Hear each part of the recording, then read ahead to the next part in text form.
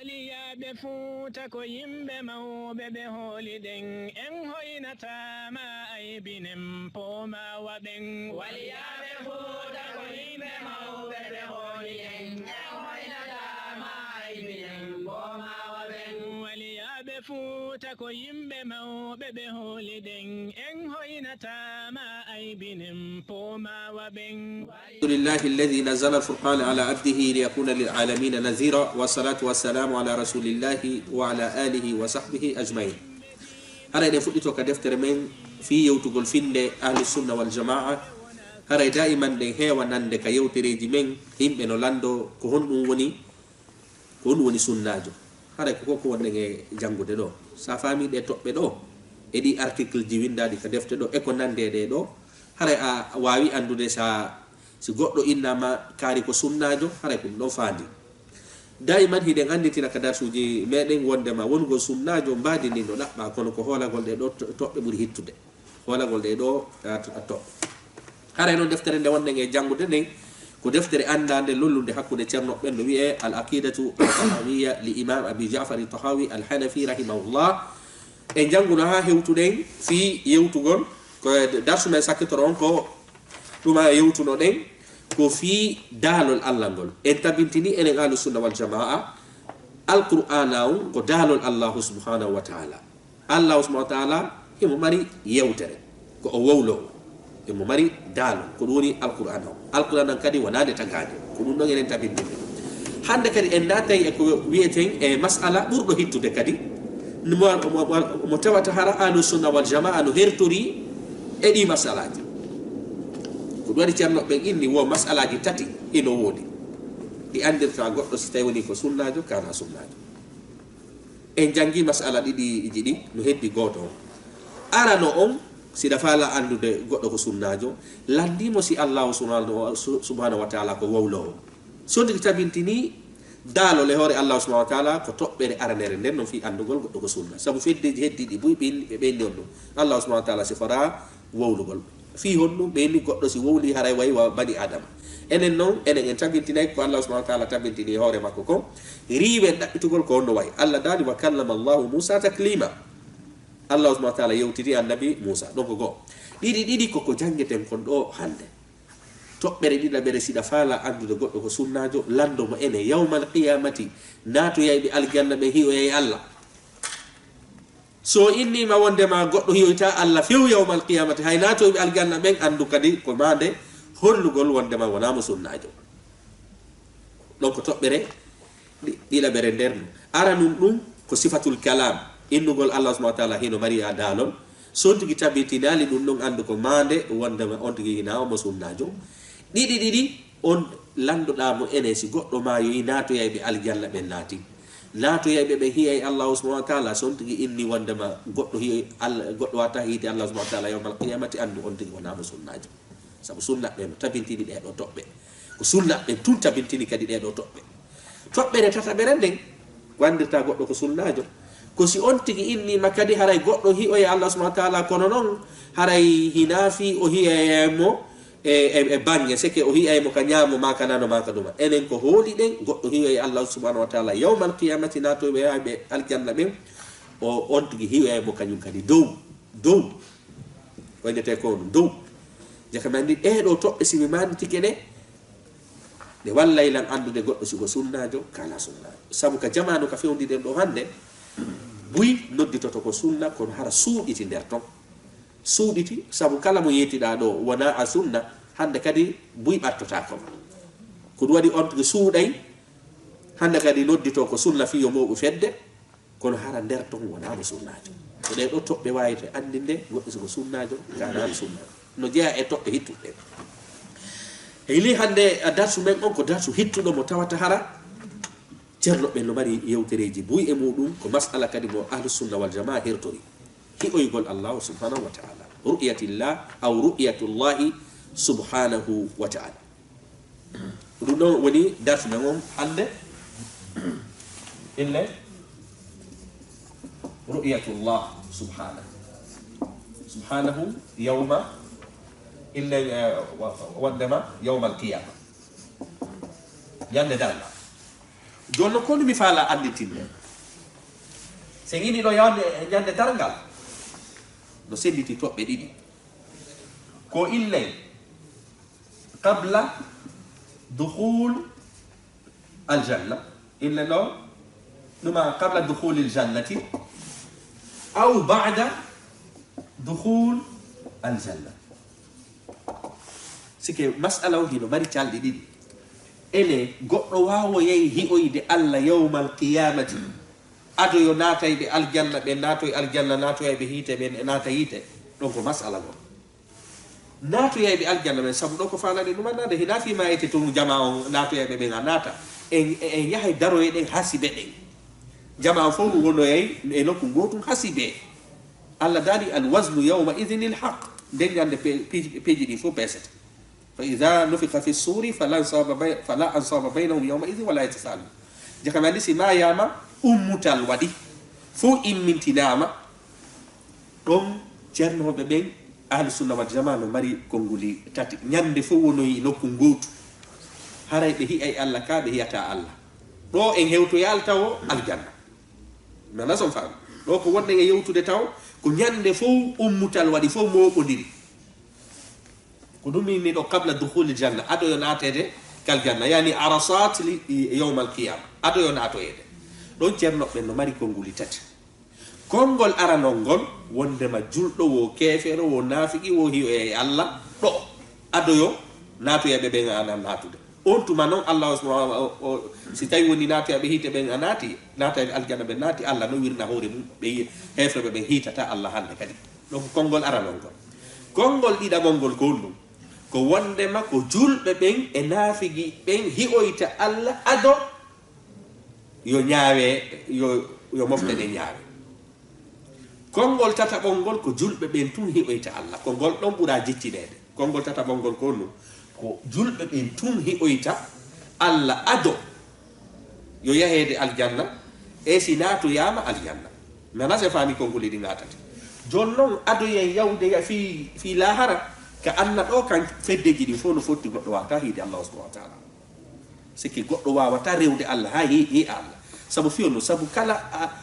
Allah ko ni laysa kamislihi shay hay fu wa awamako walam yakul lahu kufuwan ahad wala yaruju kula jangu be inni kala no mi jordano Allah wa'i andu wana non o way fiyo no sabu hakkile maden ko hattude hakkile maden ko hattude jonnon Allah subhanahu wa ta'ala o jonnali hakkile maden dole ha wawa mo hiude ko wadi goddo hiata Allah kala ka janguda do e deftere goddo ni Allah andu ko fenade o woli woni ko ombode sabu Allah subhanahu wa ta'ala hiyatake kala jonnon hiden andi nulado sallallahu alaihi wasallam yawno ka kamu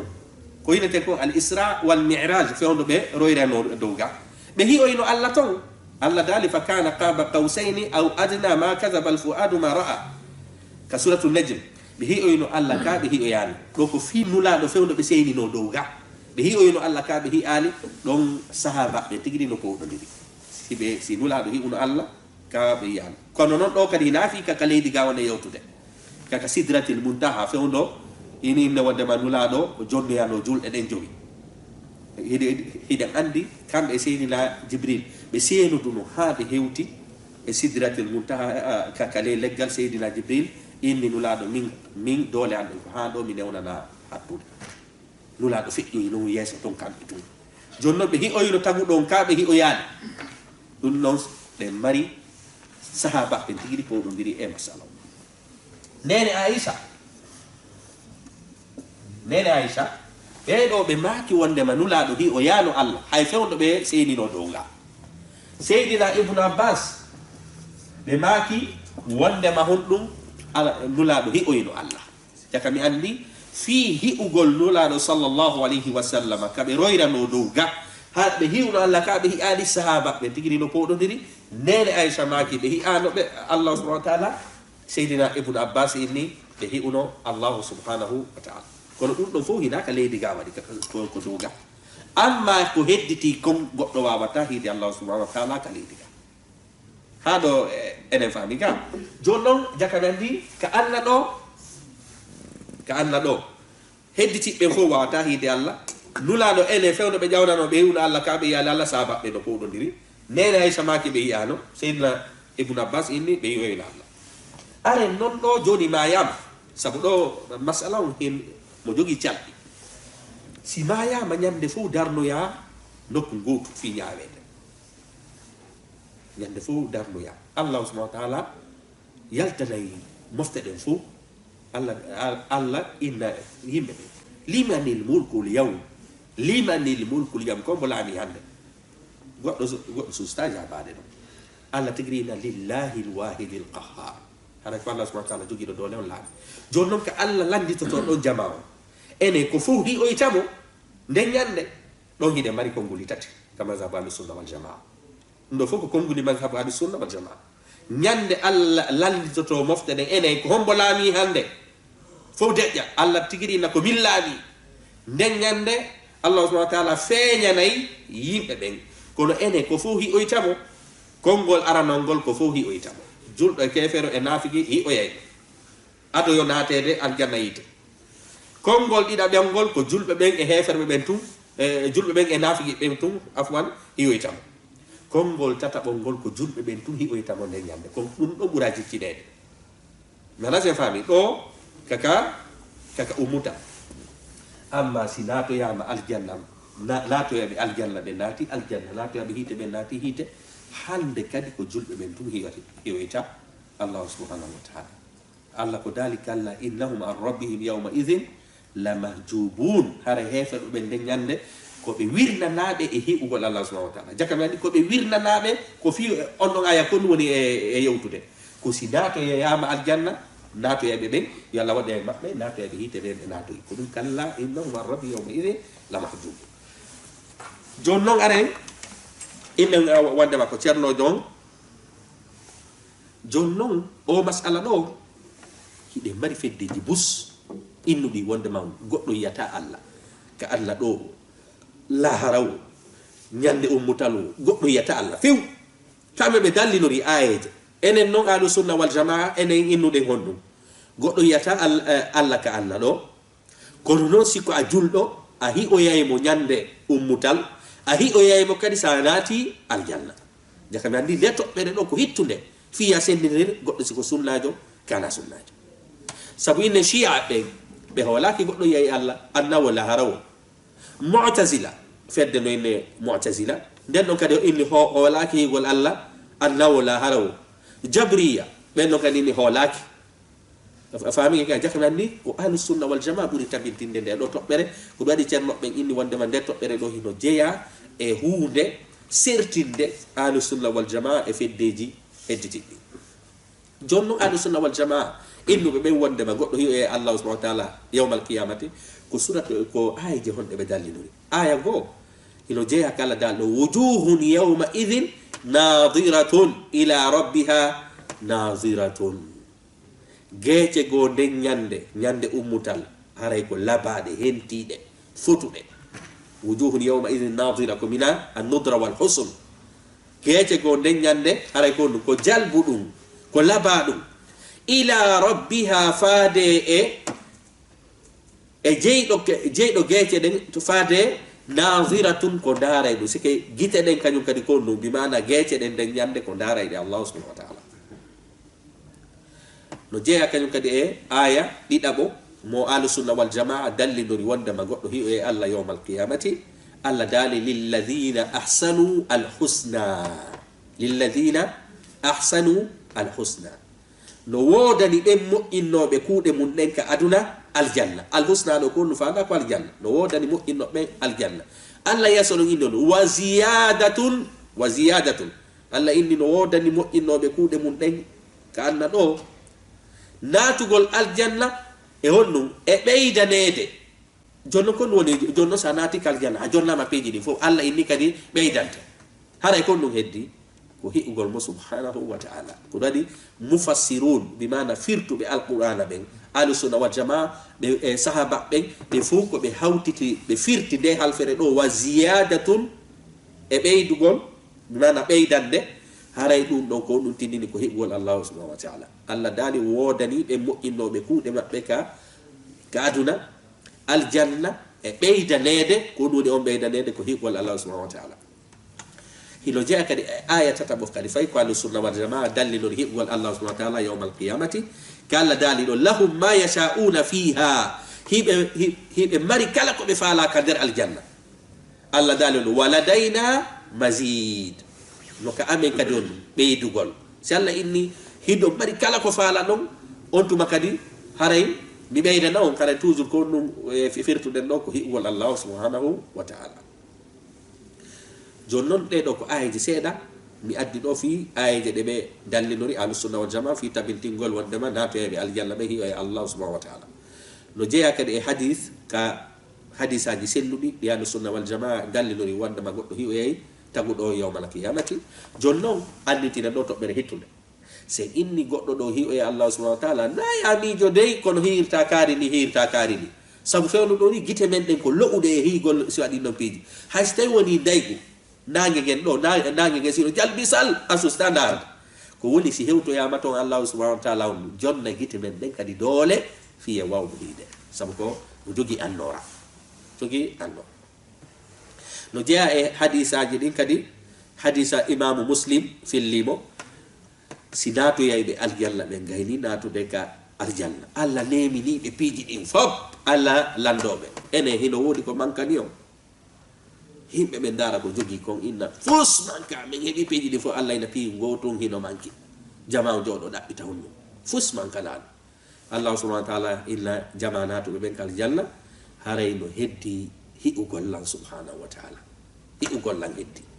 joni noon jannguɓe ɓen inni wo ala neema wonaɗo e ɗaɓɓede ka Allah ɗo hewti neema hi'ugol Allah subhanahu wa ta'ala sabu sa hii neema on hara a yii jeyɗo aljanna on jeyɗo aljanna mo jijanɗa on a yii ko wiyete ɗum patron aljanna on koɗum waɗi haray ko hunde hettude nde tawata hara ko sabu hiɓoygol Allah subhanahu wa ta'ala himɓe fewɓe ɓen ñorani inde wondema daditi fi hiɓoygol Allah subhanahu wa ta'ala waɗiri golleji mum hino jeeya kañum kadi hadisa kañum kadi e innen wondema ɗuma selluɗo nulaɗo sallllahu alayhi wa sallam maki o hi'oyay Allah wano no hi'irton ni lelewal 14 yawmal qiyamati onon natoya ɓe aljanna ɓe no goɗɗo hirta ni lelewal 14 ko noon on ti hiroyta Allah subhanahu wa ta'ala joni noon sahabaɓe ɓen fof hina fi ahlu sunna wal jama ko kamɓe tum fefindide sahabaɓe ɓurɓe ɗudude ɓen fof filli ɓuri himɓe 10 e goɗɗum fillike hadisaji wondema ñande natoyaɓe aljanna ɓen natoyi wo ɓe hiyoya Allah subhanahu wa ta'ala hino jeeya e filliɓe ɗin hadisaji ɗon seydina Anas seydina Jabir seydina Jarir seydina Huzaifa seydina Abi Hurayra seydina Zayd seydina Suhayb ille wondema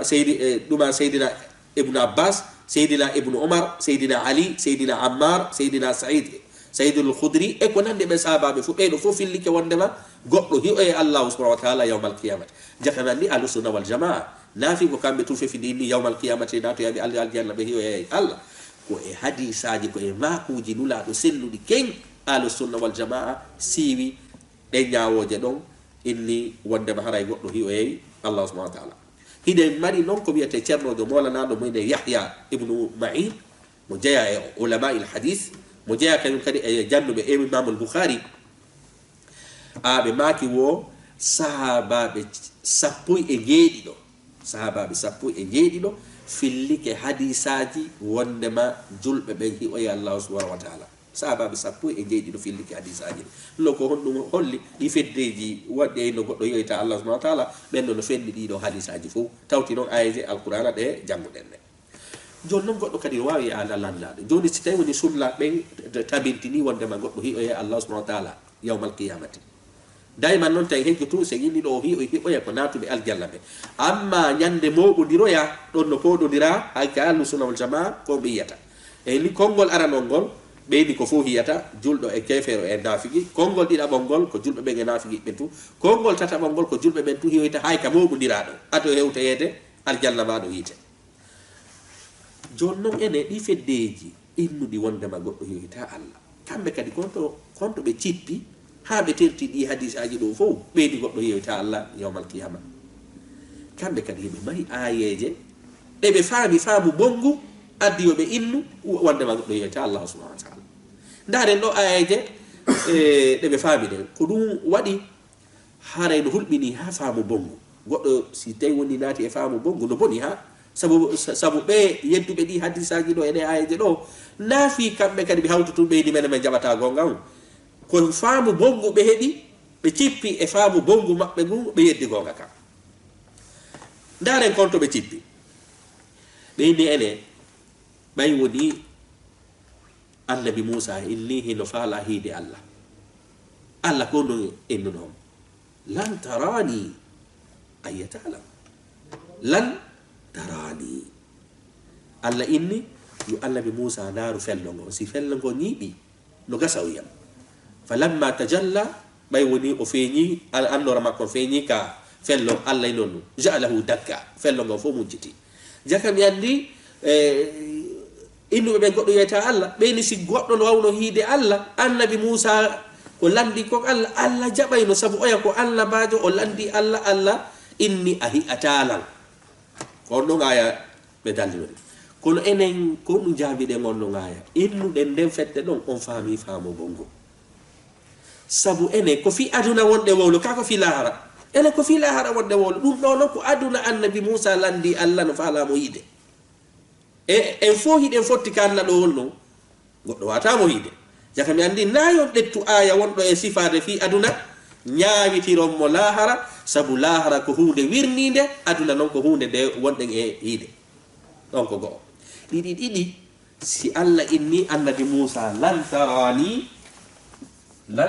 tarani ahiyatalam hino jeeya e falju bongu ko mbe hiigo ene inni ɓeyni lan tarani a watalan hiide ɓe inni wondema ɗum ɗo haray Allah inni ɗon wondema annabi Musa watamo hiide kanna ɗo ko non woniri kadi o watamo hiide a lahara innuɗen onon on falji sabu lahara kadi ɓe aduna hino serti ɗum ko go'o ɗiɗi kamɓe kadi ɓeyni wo kala ka gollitirɗa lan hara tufidu ta'bid kama qala az-Zamakhshari ɓeyni lan kala ko gollitirɗa lan ko hunde nde waɗoyta few innuɗen on falji kadi ɗum kadi ɗon sabu lan la tufidu ta'bid lan la tufidu tabir hay si tawi woni a tentinirimo abadan pide misal kala daali ɗon fatamannawu lmawta in kuntum sadiqina walan yatamannawnahu abadan kono ene maayoyayɓe ɓen naatoya hiite kamɓe ɓe yeloto artugol ga huwa ko moƴƴi maaya kaɓe yelotako ɓe yelotono e hoore nde aya on ko lan waɗiri nafi jakaɓe andi lan la tufidu tabidi ko ɗum waɗi Ibnu Malik no yewti masala o laɓɓini ɗum ko go'o tati innuɗen ɓe no jeeya e faljere mon nde an sunna inni wondema shi'a ɓen e mu'tazila ɓen e ɗin feddeji ko nante mum no jeeya e ko faljuɗon e oɗo ayawno Allah ko inni lan tarani a wawatala hiide naafimi wayatake yiyeede ko woni ko gite maɗen few ɗoni no lo'i hi'u gollan ko sa hewtoyi noon lahara Allah waɗay doole e gite maɗen fi no hiirama mi annas on faami seki Allah subhanahu wa ta'ala innal Musa mi hi'otako ko in a wawatala hiide sabu gite maɗen few ɗoni hiide lo'i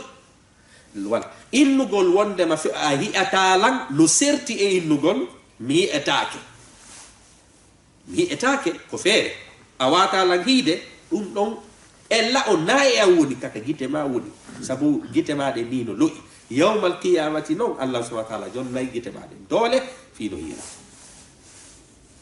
lantarani jakanandi oɗo aya wata wono dalil maɓɓe ɗum ko go'o joni noon innen joni hara enen en jaɓaniɓe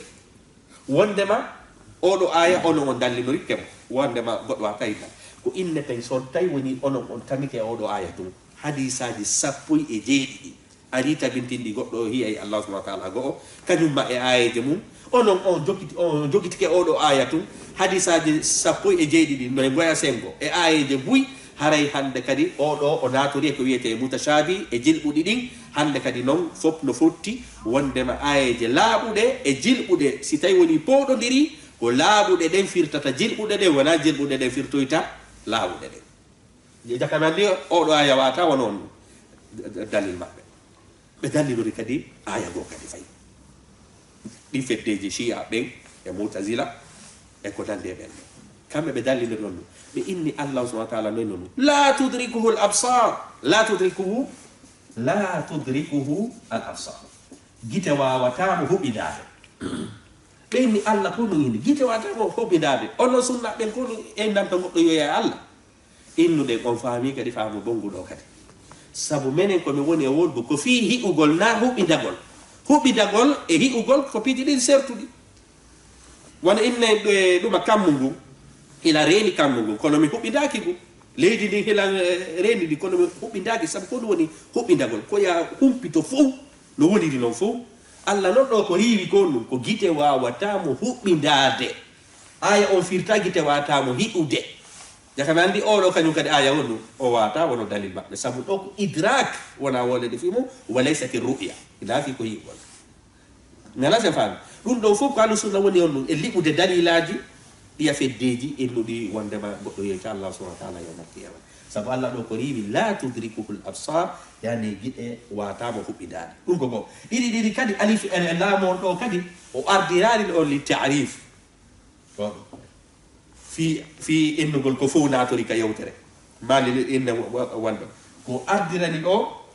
oɗo ko arirani ɗo ko lil ahad ko fi wananoɓe yewtede ɓen fi muɗum holɓe no wanano e yewtede aɗo fi waya ɗo ko hefreɓe ɓe ɓana hefreɓe ɓen gite maɓɓe ɗen joni haysi men jaɓani onon ɗiya feddeji innuɗi on dallinori oɗo aya alif e laamon kadi no liɓi yewtere mon nden saabu alif e laamon ɗo o arirali lil ta'rifi o arirali ɗo lil jes ko ariri ɗo ko lil ahad ko fanda ɗo haray heferɓe jantaɓe ɓawo ga ɓen gite maɓɓe ɗe wata huɓidade Allah subhanahu wa taala ko fi hefreɓe kadi wona e wolede ɗo ahlu sunna noon kañum e fof hiɗen fottiti ko hefreɓe ɓe wata hiide Allah ko wonɗen e yewtude fi mum ko si julɗo hiyay ka hiyata mana sen faami ko ɗum waɗi sifa ɗiɗo aray ko débat ɗuma molanama wona e ɗuma joni noon fedde goo no wiye khawarij nden fedde ɗo heewi hande tew sike fedde hiɗo woodi e intende khawarij ko ɓen waɗi seydina ali ko ɓen waɗi seydina hussein e inde dina ko himɓe waɗay ɓe pankareji e inde dina kañum tum fonta janggana hoore mum inna ko ɗum ɗon faandi ɓe illa wa man lam yahkum bima anzala allahu fa ulaika humul kafiruna kala mo ñawirali alquran woni kefeero kala mo ɓe ɗuma ɓe heefindina himɓe heefindina ɓe himɓe ɓen khawarij ɓen ɗo fof no riiwi hiɓoygol allahu subhanahu wa taala ko ɗum waɗi hande jamanuji ka fewɗiɗen ɗo sewtigi wakkilaki a jangi ɓe naatete e feddeji wo feddeji ko ɓuri noon yurmude fof woɓɓe naata e feddeji noddito ko sunna hara sa jantike wajuji maɓɓe ɗin a jantike haqqillaji maɓɓe ɗin hara kamɓe e sunna ɓe woɗɗodiri fes hara ko haqqille mutazila ma haqqille jahamiya ma haqqille khawarij ma haqqille shi'a ɓe jogi kono hara so yewti ɓe nayi koɓe sunnaɓe sabu ɓe sennidira kono woni sunna kono woni shi'a kono woni khawarij kono woni ɗum ɗo ɗum noon wonɗen e innen wondema ɗuma yewtude fi muɗum joni noon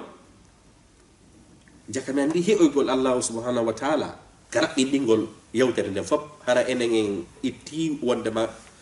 Sonko wi wonugi hakkude feddeji ɗi ko hi'oygol allahu subhanahu wa taala ko noneji ɗiɗi jogi ko hi'oygol mo sanga o ñawata e hi'oygol mo sanga hewtoyɗa ka nema ɗin noon hi'angoji ɗiɗi hiɗi serti tuma Allah darnuma no ñawdema e tuma o naadoyma aljanna o lojuma e galleji e paleji e ɗuma a himo ɗon ɗum ɗon hara no serti ɗa ko ñawede ɗa noon ko nema e nema ko ɗi noneji ɗiɗi ɗo goɗɗo yewta Allah subhanahu wa taala hiɗen tori Allah subhanahu wa taala hiɗoygol mo e nokkel ɗi ɗiɗi kam haray ko ni yewtere fi ko wiyete hi'oygol Allah subhanahu wa taala taw ɗumanni joni noon ɗo ko ɗuma sifiɗen sabu joma deftere nden ɗo kanko o naatali e yewtugol hi'oygol Allah ado yo naatoyede aljanna kanko mo yewtali no konete ko arasat yawmal qiyama ko ɗum waɗi enen ka firtugol ɗo hiltitiɗen seeɗa ko ɗum woni ko hiltitiɗen ɗo ka deftere sabu a ceerno jon kanko ko ini ka bindi makko war ru'yatu hi'oygol ngol haqqun ko goonga li ahli ljannati wonande himɓe aljanna ɓe sike hi'oygol Allah subhanahu wa taala ɗum ko hunde tabitunde e himɓe naatoyayɓe aljanna ɓe jakam andi ɗuma ceerno jon kañum konto fuɗɗi ceerno jon kanko ko fuɗɗi masala on ko gila ka naataka aljanna elen noon e hiltiti masala on saga ñawete ka ñawete ɗon hiɗo mari masala on hiɗo mari a calɗi tati si naatoyama noon haray ɗon hande kadi ko si aɓɓen kañum e khawarij ko nande ɓen ɗon yeddi hiɓoygol Allah subhanahu wa taala joni noon ko waɗi a ceerno jon inni wo war ru'yatu hiɓugol ngol haqqun ko tabitu ɗum ko goonga li ahli ljannati wonnande himɓe naatoyeɓe aljanna ɓe wayi noon wasi ko ɗiya feddeji inni onon son innoye goɗɗo hiyoye Allah ene ko honno yirtamo joma deftere nden inni bi gayri ihatatin ko alda e huɓidagol sike naatoyeɓe aljanna ɓe ɓeyoye Allah subhanahu wa taala kono noon huɓidagol Allah subhanahu wa taala ɗum noon la ɗum ɗon wata huɓidagol Allah subhanahu wa taala si leydi ndin tigiri e wawali huɓidagol fello ɗo siko fello molanago hitere ma nde watango huɓidagol ko ɗum waɗi enen al sunna wal jamaa hiɗen tabintini enen sunna ɓen tabintini natoyayɓe aljanna ɓe hiyo e aljanna kono noon ɓe wawatamo ɗum huɓidagol wala kayfiyatin ko alda kadi e noone sike kono ceerno jom woni e ɗumannade ɗo la ya innu mi hiyoye allahu subhanahu wa taala kono ko ceerno jom inni ɗo bila kayfiyatin ko ya tabinti hiyoygol allah subhanahu wa taala ngol riwa e ɗaɓɓitugol ka allah ɗo kolno mi yireta sike sellantala mi jooɗo ɗo minna haray si ñande mi naati kal janna mi hiya allah ɗa mi hiya allah ɗa mi hiya allah ɗa ko ɗum woni ɗon bila kayfiyatin ko alda e noone sike ta nango e sonjo hoorema fi miñitagol fi kolno hiroyta allah subhanahu wa taala ko ya gomɗin e hiɓoyaymo ene naato heɓe aljanna ɓe inchallah kono ɗaɓɓitugol honno hiroytemmo ɗum ko tuma hewtoyɗe towo allah subhanahu wa taala yeeto en kono hirtemo kono en waɗɗinaka ɗaɓɓitugol non noon ko ɗum eneni bila ihatatin wala kayfiyatin ko alda e huɓɓidagol ko alda e ɗaɓɓitugol noone sabu sa naati e ɗaɓɓitugol piiji wirdiɗɗi hatta majjala sa naati e ɗaɓɓitugol ene sirate kono lumbiroyte sir ɗum ko piiji wirniɗi ɗon ha hande goɗɗo yaali to garti ko ɗum waɗi piiji goo hino woodi kono yewtira ɗum jippitoɗa jebbiloɗa jaɓa piiji wirniɗɗi ko ɗum waɗi ceerno ɗon ɗo ini bi gayri ihatatin ko alda e huɓɓidagol wala kayfiyatin ko alda e noone kama nataqa bihi kitabu rabbina wano deftere joomi men nden yewtiri noon ko noon jaɓirte honno noon deftere nden nde yewti wujuhun geete yawma idin nen jande nadiratun ko jalbuɗum ila rabbiha faade ka jeyɗoki nazirat ka jeyɗo geece ɗen naziratun ko inna wondema ɗum ko daaray ɗum yakanandi alquran on tabintini wondema goɗɗo hiɓoye allah subhanahu wa taala ene joni noon ɗi feddeji chia khawarij mu'tazila ɓen ɓe janngano oɗo aya ha addiyoɓe yeddu kamɓe ɓe jangi oɗo aya kono ko faamu mungu kadi ɓe faami ɗo kamɓe ɓe inni ko faanda ɗo ila rabbiha naziratun wondema faade geece ɗen ko ɗe habbitotoɗe naziratun kamɓe konno ɓe firti ɓe inni wondema kamɓe ko habbitagol wona ndaarugol jaabi ɗen ɓe noon haray nde halfere wiyeteno ɗo nazara nde no mari manaji buy nde si tawi woni kode mutaaddi koynete ko mutaaddi hara nde hewtay mafulan bihi hara na bi wasifati harful jarri haray si innama ɗo nazara haray ko habbitagol bimana anzara bimana ko habbitagol nde halfere ko gonga maɓɓe hinde wawi firtude habbitagol kono noon na yewɗo aya nazara siko mutaaddi no wawi won habbitagol kono ɗo na o mutaaddi ko mutaaddi lakin bi wasita sike o hewti mafulan bihi on kono o yoɓu harful jarri si nazara hewti mafulan bihi hara jogaki harful jarri haray ɗon ko habbitagol kono si nazara ari tawi himo jogi harful jarri ɗon ko darugol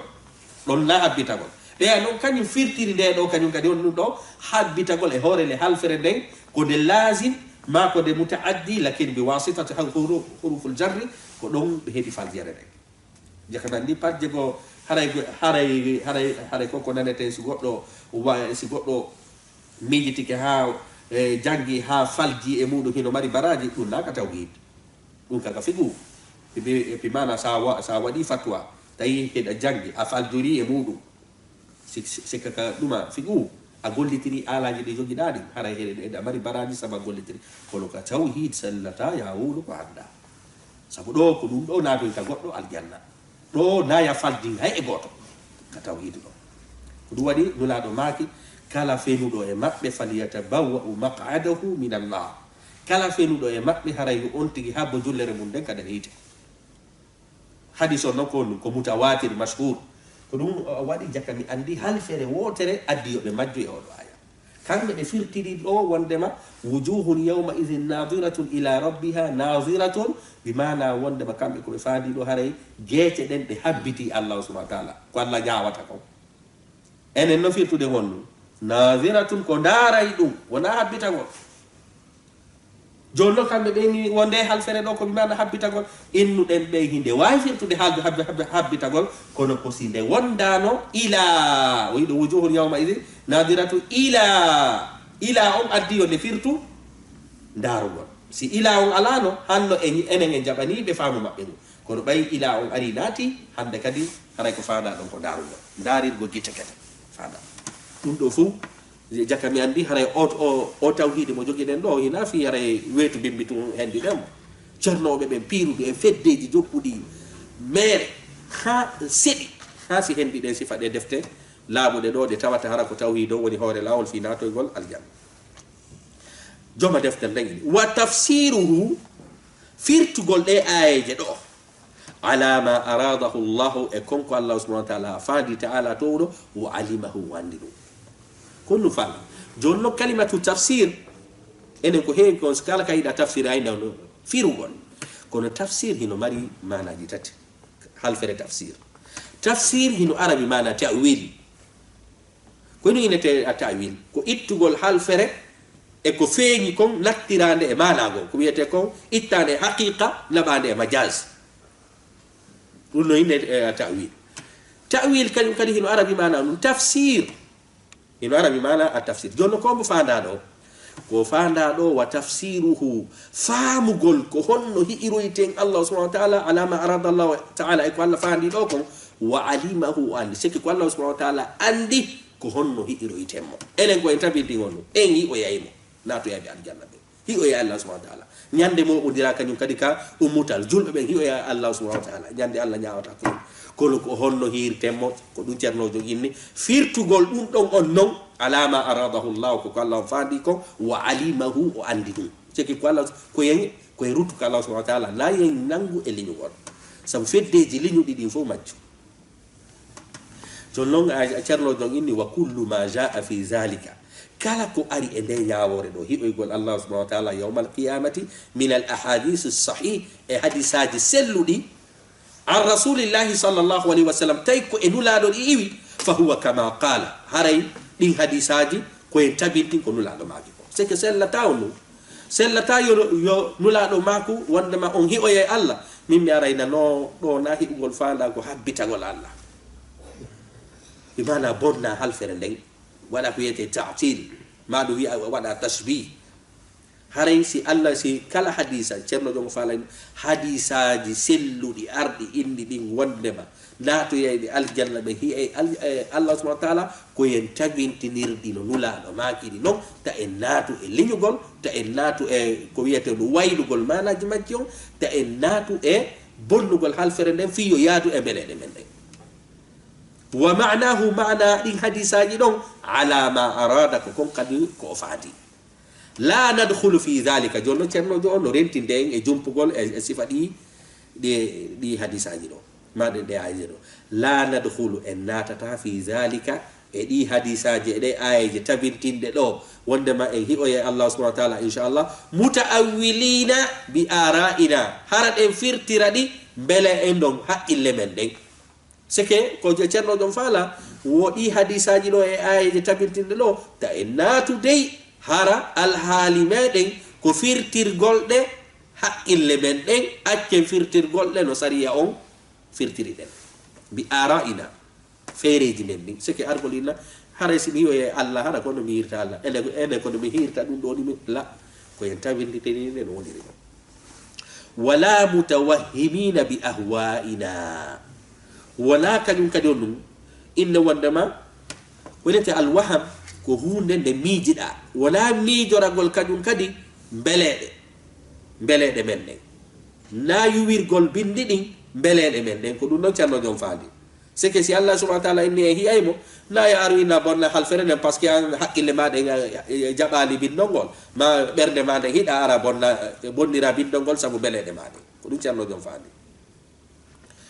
Ceerno Jon non inni fa innahu ma salima min dinihi haray ko woni dum don neddo on diina makko hisali illa man sallama lillahi wala jabila li Allah jonno Ceerno Jon no wajade Ceerno Jon inni diina goddo hisali diina goddo laabali diina goddo hentaki si wala on hondum jebbilani do Allah subhanahu wa ta'ala si Allah subhanahu wa ta'ala inni hi o yaymo tabittina yam lamgo inugol de an hida jangi philosophie are anata idu do linya sabu hakkille bani adama no hatti hakkille bani adama no hatti piji buyi goddo si adduno pide misal duubi wulure feƴƴuɗi ɓe wurunoɓe duuɓi wulure feƴƴuɗi sa yetino on ñande go weetay tawa hande kadi a yewtida e goɗɗo wonuɗo e continent haramo kala no reeni oya on leere ɗon ɓen no jaɓatano ɗum ɗon sabu hari haqqille on ɓe wurunoɓe ɗon maraɗe haqqille e ala luggude Allah subhanahu wa ta'ala noon kanko ko kanko tagi haqqille tagi kañum kadi ko wiyete inne bani adama Ceerno Jon inni diina goɗɗo hisali so wona on jebbilaniɗo Allah azza wa jalla wa li rasulihi sallallahu alayhi wa sallama e nulaɗo sallallahu alayhi wa sallam diina goɗɗo hisali diina goɗɗo laaɓali si wona on jebbilaniɗo Allah jebbilaniɗo nulaɗo sallallahu alayhi wa sallam wa radda rutti ilma mashtabaha alayhi gandal ko jilɓanimo kon ila alimihi e jeyɗo gandal on e Ceerno Jon ko ɗum faande bimana kala ko jilɓuma faamugol ko ya ruttu kadi ka deftere e ka sunna na ya ruttu ka ilema sike ila yo bindol aru illa golɗo bindol haray mi faamali golɗo joni yo haqqillande ngari ñawala haqqille maɗen no Allah subhanahu wa ta'ala no ɗaɓɓiri haqqille maɗen fi faamugol bindi ɗi kono Allah subhanahu wa ta'ala ɗaɓɓiralima ɗettugol haqqille ɗen gollitira liɓa bindi ɗi ko ɗum waɗi Ceerno Jon ɗo inni wa radda haray hisi wo kadi hombo wa radda o rutta ilma mashtabaha alayhi gandal ko jilɓanima kon ila alimihi faade ka anduɗo ngal si goɗɗum jilɓanima ko ya naɓu ka alkitabu wa sunna si mutashabihat jilɓanima ko ya nattude ka muhkamat fiyola haray noon ka sakkito ɗum ha Ceerno Jon indo ɗum wala tathbutu tabitata qadama al islam teppere l'islam be mana haray tabitata goɗɗo tabitinta diina goɗɗo illa an zahri taslimi si wona e hoore jaɓugol wal istislami e jebbilagol mi mana ɗum goɗɗo fengotako ka diina si wona o heɓa piiji ɗiɗi ittuɗi sina faala fengade tun ka diina Ceerno Jon faala indo sina faala fengade ka diina na duwa jaɓude piiji ɗiɗi ko alquran on e sunna on wi kon jaɓa si a gayni ɗon kadi on jebbilanoɗa ñawoje ɗe jaɓuɗa ɗen Ceerno Jon mum ɗon faala wondema teppere goɗɗo tabitata ka diina si wona o jaɓa ñawoje deftere nden e sunna o jebbilano noon ɗin sariyaji haray andu ɗumannike haray ɗuma moƴƴi kono Ceerno Jon ɗo ka ko sifaniyen ko fof o yiɗɗo himo juutini fi ka hiɓgol Allah sabu nde toɓɓere ɗo no jeeya e ko sertini sunnaɓe yedditiɓɓe enen inni siɗa faala andude goɗɗo ko sunnajo kana sunnajo ɗe mari toɓɓe tati hittuɗe sa landike on tigi aɗeɗo mo jaabike mande ko hasi kon innu ko sunnajo si tawi woni mo jaaborike noɗo sifirino ara non ɗum ko yeeya lando mene Allah yewtay Allah no mari daalu so inni Allah sifora wowlugol ɗon ko toɓɓere aranere nonde sabu sunnaɓe ɓen fof no fotti Allah subhanahu wa ta'ala imo mari daalu o wowlay sabu alquran won ɗum ko daalol makko ɗon ko toɓɓere aranere nden landuɗamo ene si natoyayɓe aljanna ɓe natoyi ɓe hi o yeyi Allah so tigi inni wondema goɗɗo hiyoyta Allah yawmal qiyamati andu kadi wona o sunnajo ɗon ko toɓɓere on ɗum ɗiɗaɓere nden toɓɓere tataɓere nden so goɗɗo inni anga hiyoye Allah kono haray ina ya miijo konto ko inu la ko dow kadi hiyirtemmo dow ina ley ko toɓɓere tataɓere nden ɗo ɗeɗo toɓɓe tati no jeeya e toɓɓe ɗe tawata ahlu sunna wal jamaa jillodira e feddeji hedditiɗɗi fof ko ahlu sunna tu ertori ɗeɗo ha toɓɓe de do ato tobbe sorti jaburi kemani andu hay so jogi palje ko Allah sunna kono sa landi ko to ni goddo yata Allah subhanahu wa ta'ala jonno hare ina yewtude ka anda do kanka aduna do ene bani adama goddo yata Allah fi kula do non sallallahu alaihi wasallam goddo hi aybe goddo no wawi be hiide e doyngol kala kadi ardo inne hi nulado sallallahu alaihi wasallam ta na e doyngol onno kadi fenay sabu dum fo no wolede goddo no wawi dum annade ha inna aminu fottida e goddo ko nulado sallallahu ko dete la nulado sallallahu alaihi wasallam fe'ini ala landi away be no hiide e doyngol nulado maki kala hiido lanka doyngol haray on hila wat jonno ene hi ay be non Allah subhanahu wa ta'ala ka doyngol haray ko woni nyaawore mu haray no moƴƴi no tindini moƴƴugol ma kono non ko ya daro kadi hoore ma ene hiida nyiibi asariyaw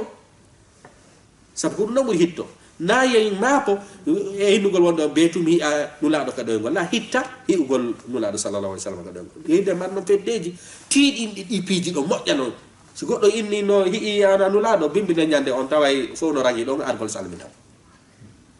kono ko innete no wodi ko buri hettugol dum alla alqur'ana fop e ala aya hay e goto kala ari ni hoyde nulaado on aya la ko ayaji holdo jangde wa atiu Allah wa atiu rasul ko yon ofto ko yon jebbilano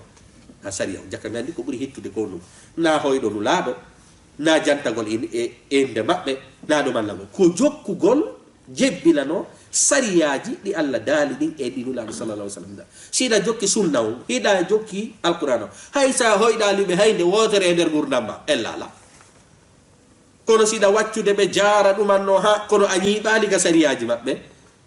hay sayni sallimu ya rabbana don kadi haronki nafatama yawmal qiyamah ko jokkugol sunna mabbe on hiida ko be hiduno ko darano ko be darani no ko wallito ko be wallitino ko ko dum don dandata goddo yawmal qiyamah jonno ko yewtude do fop cerno jogo ari wadi ko yewtude do fu e der gimdi nay sa fami di gimdi nay do hara afami ko yewtude do fof fi gol Allah subhanahu wa ta'ala hani non ene en gaynal jangugol fi hebugol Allah subhanahu wa ta'ala sabu do cerno jondo yajini damanga joni mi janga gimdi din tum fi fama fi ko wolude do fop darto do fo cerno jono yubbe der gimdi nay janga duma gimdi din cerno jono be maki bismillahir rahmanir rahim yaqulu an-nazim وربنا يراه أهل الجنة حقا أتى ذا في الهدى وسنة بلا إحاطة ولا كيفية إذ إنها تخفى على البرية نقول بالرؤية لا بوهمي ولا بتأويلي لها بفهمي ولا نرى النفي ولا التشبيه إذا لفارقنا بذا تنزيها ما جاء في السنة والقرآن فاقبله بالتسليم والإيمان هذا يجي دوك بحر الرجز مستفعل هذا يكون ندير دوك كو جامو دين دو فوب cerno jonno yubbi e gibdi nay sa wawi famude di gibdi nay do awawi famude ko yewtude do fo sabu cerno ben hari cerno jogo ara winda deftere cerno jogo artoya sharha den deftere don cerno jogo ara yanya sharhu cerno jogo non aroya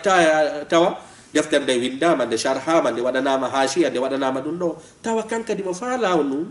golla no deftere de o ina min joni bay mi wawali gayna ma sharhede min kadi mi yubbayde e der gemdi fi yo welu gon jagol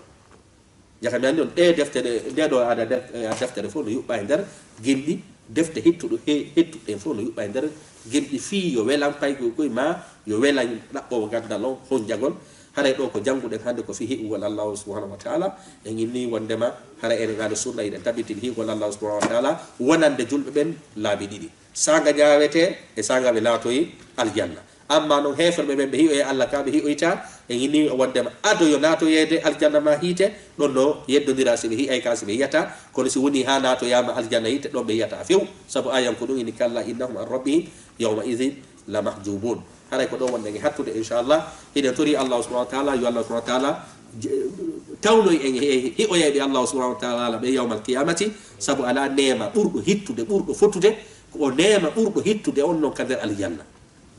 yande hebuda horul layli nyamuda dinde wadda beji di fo Allah landi to yimbe be fo ene no wodi ko mankani o jamaaw inna ala fos ko mankani be hebi neemaji di fo Allah inna no wodi hunde wotere nde o heɓali jama miji to haron ka andude Allah ina ko hi'o gollan Allah subhanahu wa ta'ala ko wadi Allah subhanahu wa ta'ala e ayaji buy o inni lilladhina ahsanu alhusna wa ziyada woda wonande ben moƴƴiɓe kuuɗe mum ben no wodani ɓe alhusna ɗo ko nufirti aljanna no wodani ɓe aljanna wa ziyada e ɓeydanede ko ɗum no woni ɗo hiya الرؤيا هاي هي يقول الله سبحانه وتعالى آية كدي الله داني لهم ما يشاءون فيها ولدينا مزيد ndo fuko آية tabintinde fi يقول الله سبحانه وتعالى ina tori Allah subhanahu wa ta'ala yo Allah jeyno en enen e mawbe men e